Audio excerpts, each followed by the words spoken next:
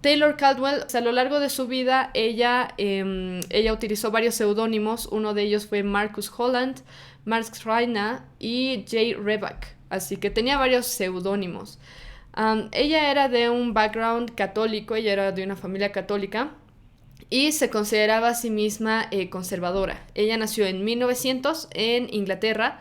En 1959 ella escribe este libro, el de Médicos de Cuerpos y Almas, hablando sobre la vida de Lucas. Pero también escribe en 1970 y 1977 novelizaciones sobre la vida de Pablo, del apóstol Pablo y de Judas Iscariote. Así que ha estado bastante metida en esto de investigar del contexto cultural, contexto histórico de ese tiempo para poder escribir estas novelizaciones. En la primera parte de este libro específicamente lo que hace Taylor es hablar sobre la vida de Lucas, cómo era el contexto histórico. Ella describe a Lucas como un niño que nació de dos padres que eran esclavos y le pertenecían a un señor que se llamaba Diodoro. Su mamá se llamaba Iris, su papá no me acuerdo exactamente cómo se llamaba en el libro.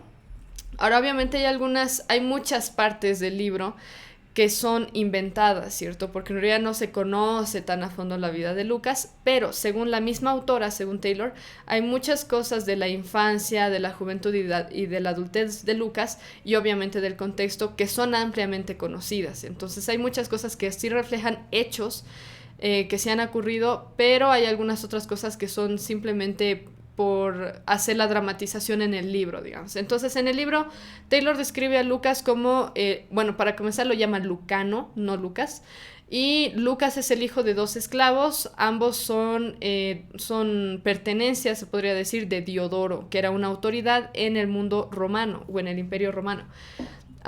Lo que describe este libro es como Lucano pasa su infancia así viviendo con Diodoro y con la esposa de Diodoro y también con sus papás. Llega a un punto en el que el papá de Lucano muere, o el papá de Lucas muere, y la esposa de Diodoro, el dueño de los esclavos, la esposa de Diodoro también muere. Entonces Diodoro se termina casando con la mamá de Lucas y Lucas es adoptado en la familia de Diodoro. Llega un punto en el que Diodoro queda viudo, es decir, el dueño de Iris, de la mamá de Lucas y su papá. Y resulta que Diodoro queda viudo y viene alguien y le propone y le dice que se case. Y lo que le sugieren es que se case con una mujer romana. Y lo que Diodoro hace es responder, estaba entre decidir si casarse con la mamá de Lucas o casarse con una romana de donde sea, aunque sea, le sugieren que sea una mujer rica, romana. Y bueno, lo que responde Diodoro me pareció interesante porque refleja un poco cuál era el contexto cultural feminista de ese tiempo en el Imperio Romano. Lo que él dice en respuesta a esta sugerencia es lo siguiente: no puedo concebir el casarme con otra mujer, ni siquiera con una mujer de la mejor familia de Roma. Tú no conoces a las mujeres romanas. Han perdido toda su feminidad, se han transformado en hombres fraudulentos y disolutos. Se mueven por Roma en sus literas doradas sin compañía y pueden citarte los últimos precios de la banca con facilidad de banqueros. Muchas de ellas prefieren no casarse, pero tienen muchos amantes. A tal degeneración ha llegado Roma. No deseo manchar mi boca con la lista de sus abominables prácticas. Entonces, lo que refleja un poco esto es el tema de que las mujeres en Roma en ese tiempo eran feministas. Yo a esto le llamo como el feminismo primitivo. Ahí era, y de hecho ya era bastante común también incluso antes de eso lo vamos a ver un poco con los estudios que les voy a citar y con algunos reportes también. Ya existía el feminismo en ese tiempo. Las mujeres querían ser más como varones, las mujeres ya no querían tener hijos, e incluso ocurría mucho esto de que las mujeres mataban a sus propios hijos como un método contraceptivo, que lo vamos a ver en un momento. Entonces, el feminismo en Roma, históricamente, y bueno, se refleja un poco en la obra de Taylor Caldwell, el feminismo en Roma era normal en ese tiempo. La promiscuidad sexual era normal, los excesos, el consumo de alcohol y de todo tipo de cosas era normal. Todos eran, o la mayoría de la gente era politeísta, y esa es la razón por la que se consideraba a los cristianos ateos, porque solamente creían en un solo Dios. Otras cosas que eran normales en Roma y en Atenas era el infanticidio y el aborto, la promiscuidad sexual y otras cosas. Y bueno, lo que pude investigar y que resulta que sí se refleja en este libro, es que en ese tiempo históricamente se conocía que existían varios crímenes que se cometían en contra de los niños. Esto era bastante común en culturas paganas, como la romana, como la griega y en otros lados. Pero en este caso, tres cosas comunes que encontré en algunos reportes era que se cometía infanticidio, que se cometía neonaticidio y también filicidio. El infanticidio se conoce como el asesinato de niños. No sé exactamente hasta qué edad, creo haber leído que era hasta los 3 años que se consideraría infanticidio, por lo menos de los reportes de ese tiempo, o de algunos estudiosos que saben de esa época. El neonaticidio, que es cuando se asesina a un bebé antes de que cumpla las 24 horas de vida. Y por último está el filicidio, que es cuando ya sea el padre o la madre son los asesinos de los niños. Uno de los métodos comúnmente utilizados para el asesinato de niños era al que se le llama child exposure. Child exposure se traduce más o menos como la exposición de niños y se refiere a que uno deja al niño expuesto al ambiente afuera, lo abandona para que se muera.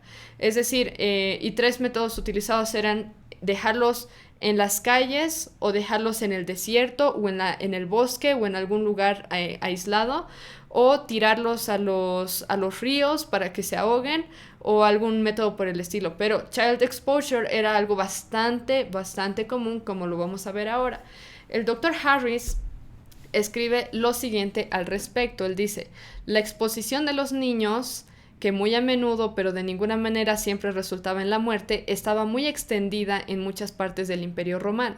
Este trato se infligió a un gran número de niños cuya viabilidad física y legitimidad no estaban en duda. Es decir, estos niños, muchos de los niños que se abandonaban a la intemperie para que mueran, no eran ni niños con malformaciones y tampoco eran niños que eran producto de una infidelidad. Entonces es como que simplemente se hacía porque sí, no había una excusa, por lo menos no por el lado de que tuvieran algún problema físico, ni tampoco porque se quisiera ocultar que son producto de adulterio o algo por el estilo.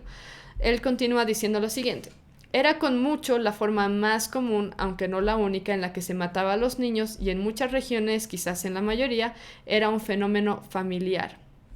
Después el autor dice que habían algunos grupos que se oponían a estas prácticas, principalmente los cristianos, como también los judíos. Otro estudioso que se llama John Wyatt, creo que escribí bien su nombre, pero no sé cómo pronunciarlo.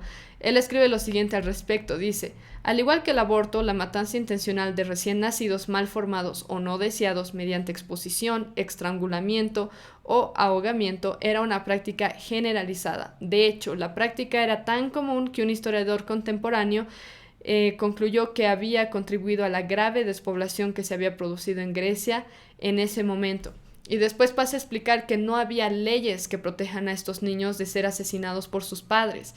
Entonces era una práctica súper común en la antigua Roma. El infanticidio era el aborto.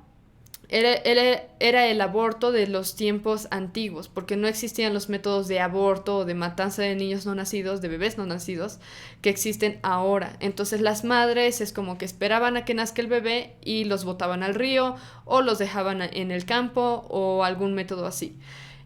También se citan, algunos historiadores citan algunas de las razones por las que las mujeres, y bueno, en especial las mujeres, pero por qué los padres decidían matar a sus niños en vez de tenerlos, simplemente criarlos.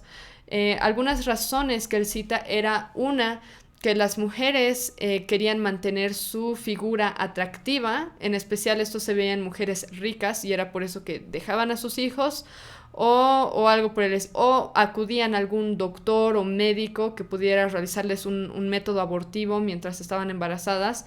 Entonces esa era una razón, querían mantener su atractivo físico.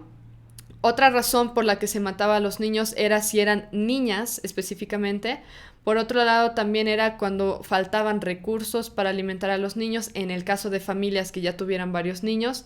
También se citaba como una razón anormalidades congénitas del bebé.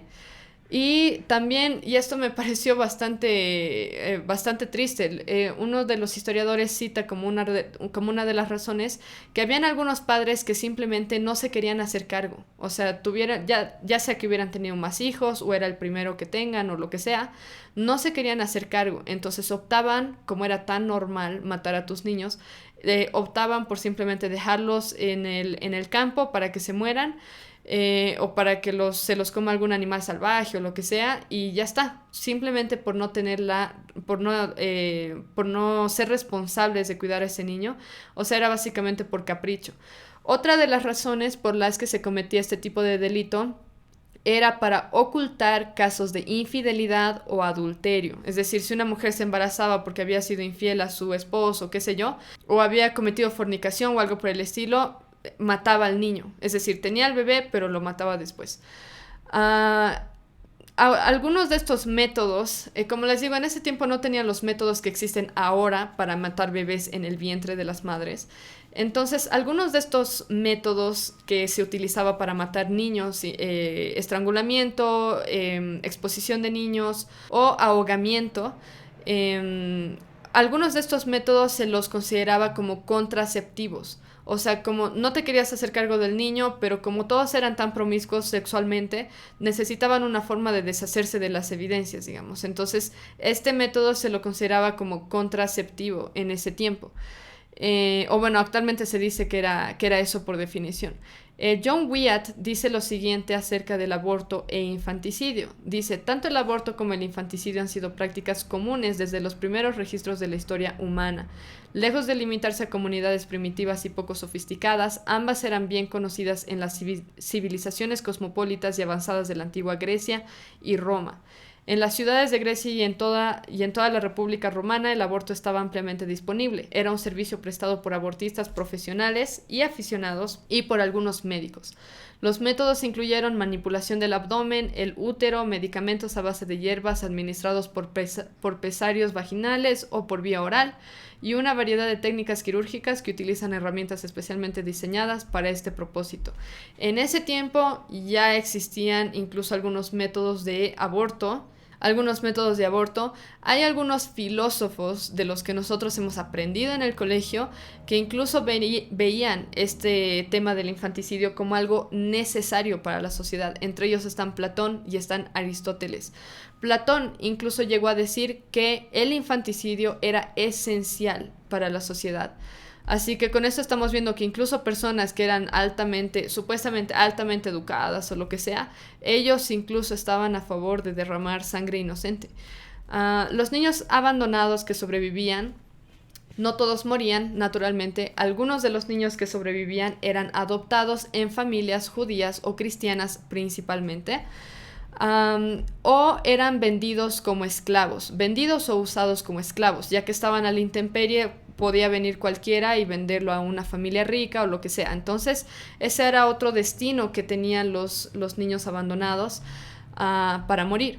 Algunos estudios reportan que quienes cometen estos delitos de infanticidio, neonaticidio o filicidio son más las mujeres que los varones, incluso actualmente, estadísticamente. Entonces, a veces lo que yo veo es que al hablar de este tipo de cosas, muchas mujeres, feministas en especial, tienden a echarle la culpa a los hombres de todo lo que puedan. Seguramente es culpa de los varones porque, no sé, le habrán hecho algo a la mujer o qué sé yo. Pero en este caso estamos viendo que estadísticamente es más común que una mujer cometa este tipo de crímenes a que un varón, ya sea en ese tiempo o hasta el día de hoy. Así que eso es algo que notar. Y obviamente lo que quiero reflejar con todo este tema del feminismo primitivo de Roma es que todas estas cosas se parecen mucho a las cosas que nosotros vemos hoy en día en los grupos feministas, o por cómo nos intentan meter esto en la cabeza de que las mujeres y los hombres son exactamente iguales y todo este tema. Igual que lo que dice el libro, que las mujeres deberían ser como hombres, desentenderse, o bueno, esa era la visión en Roma, en cierto modo, que las mujeres tienen que ser más iguales a los hombres, que se tienen que desentender del núcleo familiar, y eso es exactamente lo que el feminismo contemporáneo está buscando. Después, la matanza de bebés no nacidos era común en ese tiempo y sigue lamentablemente siendo común hoy en día. Para los que no saben, incluso pueden encontrar algunas estadísticas en internet que son como que te dan datos en vivo. Hay 40 millones de bebés no nacidos que son asesinados todos los años. O sea, es una cantidad tremenda. Y todo bajo el lema de salud reproductiva y el derecho de la mujer de decidir sobre su cuerpo, a pesar de que el bebé no es su cuerpo específicamente. Pero bueno, este ha sido un fenómeno bastante conocido y que se ha dado tanto en Roma hace miles de años como hoy en día con los nuevos métodos de aborto. Así que es una pena, pero ya existía. Lo que me olvidé mencionar más arriba es que en el caso de Roma, muchos bebés se sacrificaban. O sea, unos eran los que eran expuestos y se los dejaban a la intemperie para que mueran. Habían algunos bebés que eran destinados específicamente para sacrificios a los miles de dioses que tenían los romanos y los griegos. Y actualmente yo lo veo en cierto modo así, es como que sacrificas bebés por una ideología simplemente, que es el feminismo. Así que en cierto modo no ha cambiado mucho. Ahora el dios ya no son los dioses de Roma, el dios es uno mismo o una misma, ya que tanto se alaba a la mujer y qué sé yo, y se le quiere dar ese derecho de escoger. Al igual que en tiempos antiguos, obviamente hay gente que se opone a estas prácticas retrógradas y malvadas. Principalmente los que se oponen ahora son católicos, cristianos y gente conservadora de todo tipo de religiones, pero gente conservadora que valora la vida. Y es lo mismo que hace mucho tiempo. O sea, en ese tiempo se oponían los judíos y los cristianos. Hoy en día nos seguimos oponiendo a que se mate a niños inocentes. Así que lo gracioso, pero es que si ustedes hablan con feministas y si ustedes se muestran en contra de este tema del aborto y todo eso, lo que inmediatamente les van a llamar es retrógradas. A mí me han llegado insultos por montones cuando me empecé a pronunciar en contra del feminismo porque yo era feminista. Entonces les chocó más, supongo, a las feministas que me pronuncien en contra de la ideología. Pero cuando uno habla en contra de estas cosas, directamente una de las primeras cosas que te dicen es: eres un retrógrada. Machista y no sé, todo tipo de cosas, pero una de las cosas que dicen es retrógrada. Y es muy gracioso porque las feministas es como que ignoran por completo la historia de en qué momento empezó esto del aborto. ¿En qué momento empezó esto de que ahora la mujer tiene que ser como el hombre y el hombre tiene que ser más como mujer? Es decir, como que eliminando la esencia de cada uno de los géneros. ¿En qué momento empezó eso? Hace miles de años. Así que si hay alguien retrógrada aquí, más bien es el feminismo o las feministas, no los que están en contra de que se derrame sangre inocente. Entonces es bien chistoso, es como que ignoran por completo esa parte de la historia y te hacen ver el feminismo como si fuera algo moderno, algo contemporáneo, y ahora recién estamos empezando a luchar por la mujer y por la igualdad y que no sé qué, cuando ya había pasado esto hace miles de años y sigue pasando ahora porque no hay nada nuevo bajo el sol, y con esto resulta bastante evidente. Así que, bueno, y una de las formas en las que se contrarresta un poco estas cosas, o sea, cuán malévolas son, es cuando hay gente que está dispuesta a defender la vida o a defender lo que Dios quiere que defendamos, en lugar de rendirnos ante este tipo de ideologías.